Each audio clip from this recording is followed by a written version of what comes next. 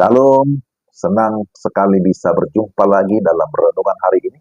Saya berharap saudara-saudara sekalian tetap dalam kondisi yang baik, tetap bersuka cita, dan jangan lupa tetap ikuti channel ini dan bagikan kepada teman-teman yang lain. Mari kita siapkan hati kita sebelum mendengarkan firman Tuhan, kita berdoa. Kepadamu ya Tuhan kami datang mengucap syukur untuk kesempatan yang baik ini. Kami percaya bahwa firman Tuhan itu berotoritas, berkuasa untuk menguatkan, meneguhkan, serta memimpin kehidupan kami. Terangilah hati kami, beri damai sejahtera dalam nama Yesus. Amin. Kita akan membaca Kejadian pasal yang ke-30 ayat 43. Maka sangatlah bertambah-tambah harta Yakub, dan ia mempunyai banyak kambing domba, budak perempuan, dan laki-laki, unta, dan keledai. Demikianlah firman Tuhan. Tema kita hari ini, semua karena anugerah, bukan karena usahamu. Saudara-saudara yang dikasihi Tuhan, kita bersyukur dan kita berkata puji Tuhan. Kita sudah sampai pada pembacaan Kejadian pasal 30. Di dalam pasal 30 ini ada dua tema utama yang kita temukan. Pertama, pertambahan keluarga Yakub, ayat 1-24. Dan kemudian yang kedua, pertambahan kekayaan Yakub ayat 25-43.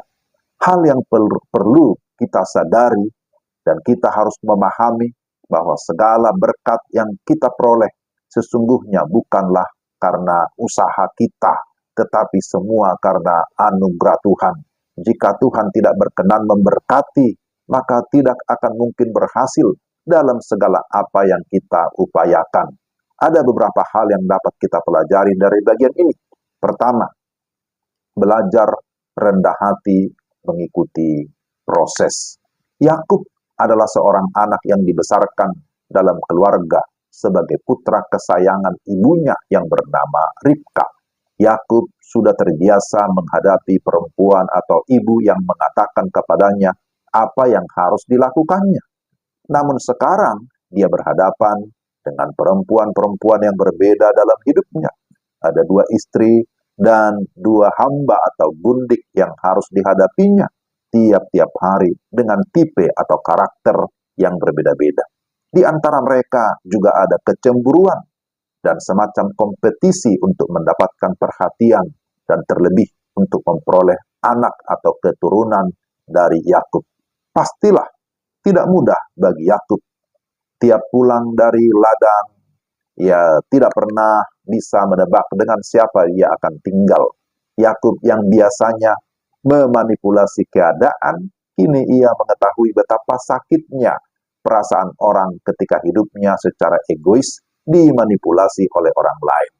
Jadi, saudara, melalui bagian ini kita diingatkan supaya tetaplah rendah hati dan tetap mau menjalani atau mengikuti proses dari Tuhan. Dan yang kedua, belajar bergantung kepada pemeliharaan Tuhan. Allah memberkati Yakub sesuai dengan janjinya. Pertama, tentu berkaitan dengan keturunan. Tidak mudah bagi Yakub untuk mendapatkan keturunan. Tetapi kita melihat bahwa Tuhanlah yang bekerja.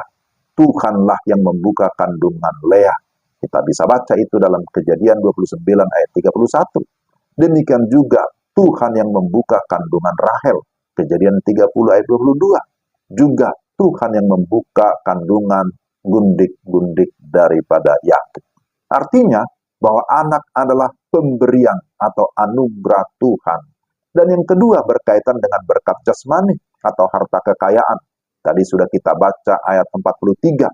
Maka sangatlah bertambah harta Yakub, dan dia mempunyai banyak kambing domba, budak perempuan dan laki-laki, unta dan keledai. Laban berusaha untuk mengelabui Yakub dan membuatnya miskin. Tetapi Tuhan lebih berkuasa dan membuat Yakub sangat kaya. Tuhan bahkan memberkati Laban karena Yakub, dan Laban pun mengakuinya di dalam ayat 27.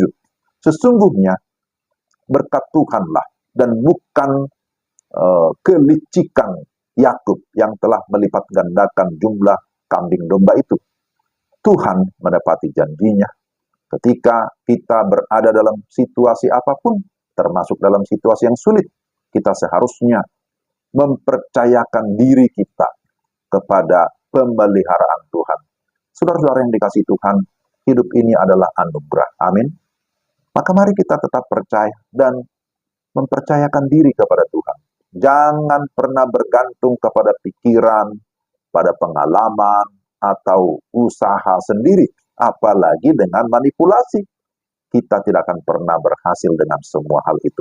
Tapi bagian ini mau menyadarkan kita, mengingatkan kita bahwa hidup itu adalah anugerah Tuhan. Semua anugerah Tuhan. Kalau kita mendapatkan sesuatu berkat, itu anugerah Tuhan. Maka mari kita tetap bersyukur dan bergantung kepada Tuhan. Mari kita berdoa. Tuhan, terima kasih untuk firman-Mu hari ini. Kiranya Roh Kudus menolong kami untuk kami dapat memahami dan terlebih melakukan, menerapkan dalam hidup kami tiap-tiap hari. Dalam nama Tuhan Yesus. Amin. Demikianlah renungan kita hari ini. Tuhan memberkati Bapak Ibu dan Saudara sekalian. Selamat beraktivitas. Shalom.